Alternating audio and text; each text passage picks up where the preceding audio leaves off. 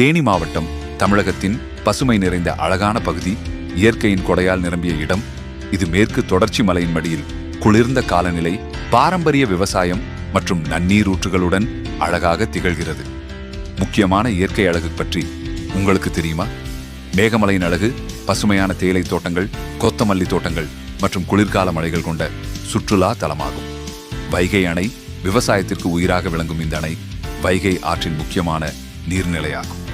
சுருளி அருவி பசுமை சூழ்ந்த மலைகளில் இருந்து விழும் இந்த அருவி சுற்றுலா பயணிகள் அதிகம் பார்வையிடும் இடமாகும்.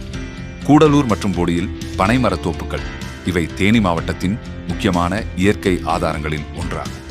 முத்துக்குழி மலைகள், மழைக்காடுகளால் சூழப்பட்ட இந்த இடம் வனப்பகுதி மற்றும் உயிரினங்களுக்கான பாதுகாப்பாக திகழ்கிறது.